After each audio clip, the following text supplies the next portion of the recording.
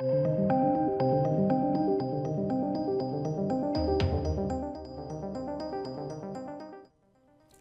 ladies and gentlemen, and today we have some fantastic concept art of Mechagodzilla. Now this is courtesy of Jared K.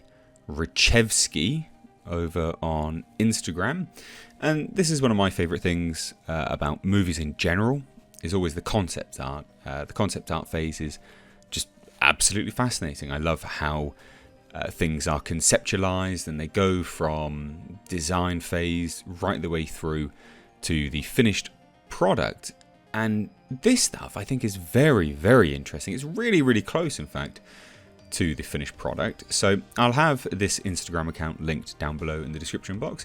But we also have some interesting information from Adam Wingard actually discussing how Transformers inspired him in some way as well, which I guess some people could say was good and bad, but we'll get to that in a second. Now, this particular image you can see is again beautiful, but it's also indicative of how close they stayed to the concept art. I mean, this is a very, very close representation of what we saw in the film Godzilla vs. Kong. It's pretty close. I don't think there's too much different with it. I think the face is a little bit more rounded. I believe what we got in the film was a little bit more mechanized. The eyes especially were much more mechanized. But Richard K. Richevsky said in the caption, anyway, here we go. Greatest pleasure of my life to work on Adam Wingard Legendary Pictures Godzilla vs. Kong, designing Mechagodzilla for a second time, no less. Because if we scroll down, there was actually him doing a sort of a Toho iteration of Mechagodzilla there, which is fantastic. Now I don't know whether this was the Mechagodzilla version. This could even be, because it does kind of look like it. The iteration for Ready Player One. Yeah, no, I am right. Yeah, so this was for Ready Player One, which is, you know, I guess is a testament to how Legendary hired people, because a lot of people really liked the Ready Player One version of Mechagodzilla, and this guy obviously knows how to do Mechagodzilla very, very clearly. Fantastic image. Now again, the caption continues and says, I designed this in-house at Legacy FX, along with mostly Dee and Simon Weber, who also did some really amazing takes. Massive thanks to Damon Weathers, who was the only person I could talk to. We have Mike Doherty, who obviously liked this. Of course, the director of Godzilla King of the Monsters. Now again, just fantastic. I absolutely love concept artwork. Now it's a shame that this isn't in any other pose, and this is the only pose that we get in terms of the concept art. I would have liked some sort of profile shots and things like that, but no, I still think this is absolutely fantastic. I'm not sure whether we had any more sort of mentions by other people that he had tagged with respect to Mechagodzilla. I don't believe so anyway, no.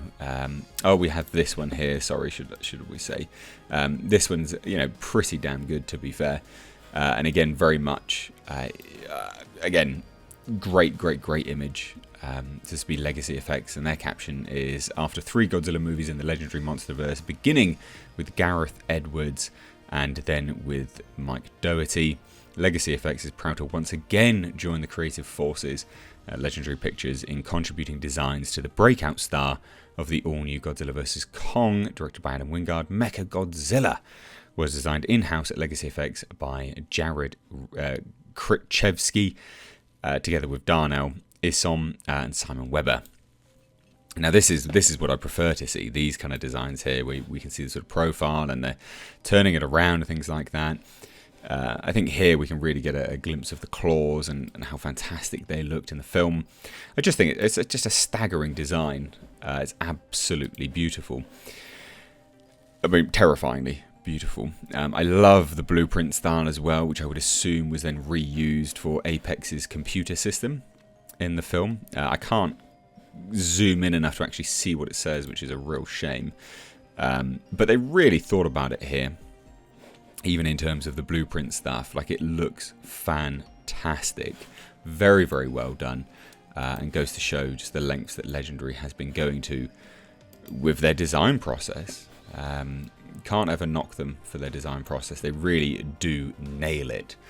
So there you guys have it. That is the Mechagodzilla element. But then, ladies and gents, then we had some interesting discussion. Madam Wingard was speaking to Inverse, and he apparently, and some people are going to hate this, and I'm not a massive fan of it either, but he says Transformers Dark of the Moon was a good lesson to him about what not to do when dreaming up a robotic creation like Mechagodzilla. Now, that element is quite good, but like, I would never think of Mechagodzilla and Transformers in the same breath at all.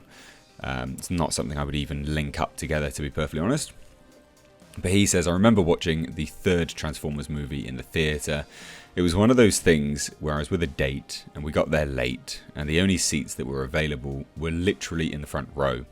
And so I'm sitting there watching Transformers 3 in the front row, and all I could tell what the hell was going on, and I couldn't tell what the hell was going on. The Transformers, they just looked like metal. They looked like a plane crash. So I thought, that's the thing I wanted to avoid. They were too complex. There are too many moving parts, and I couldn't latch onto anything. Nothing felt iconic with that Transformers design. Now, this stuff is good. My element of, stuff which you guys would probably dislike, and the stuff which I dislike, is just the fact that it's to me anyway, I never look at Mechagodzilla and think Transformers. I never link the two in my head. I feel you're doing Mechagodzilla a disservice by linking the two, even on that level, to be perfectly honest, even on that level. But it's a fantastic design, and the caption anyway actually continues a bit further on. Richard Krichevsky's Instagram says, this key frame was what kind of made the team take notice as they kind of looked at each other in the room in a not bad expression. It was electrifying, and he really didn't change much after this. Lots more to share on the way, so stay tuned. So again, guys, probably a lot more of concept art to share. We do know actually that there is the art and making of Godzilla vs. Kong dropping soon-ish. That's currently embargoed anyway, but I do believe I should be able to get a hold of a copy, and I will do a review. Maybe I could do a giveaway. We'll see how that goes. But I still need to discuss Godzilla Dominion and the Kong sort of Skull Island comic book as well, that dropped as a prequel to Godzilla vs. Kong. But let me know what you think about this down below in the comment section. Guys, earlier I released a Lovecraft audiobook. Now, because there's a lot of new people here who wouldn't have been here when I first started doing these kind of things, you actually wouldn't have been notified. YouTube really sucks with notifications at the moment. But if you're interested in a half-hour, 40-minute audiobook of Lovecraft, The Nameless City, you'll find it linked above. It's a fantastic story. And debatable of whether I narrate it in a fantastic way, but please do check it out. Again, just to let you know, because YouTube doesn't notify people. But anyway, thank you so much for watching. Take care.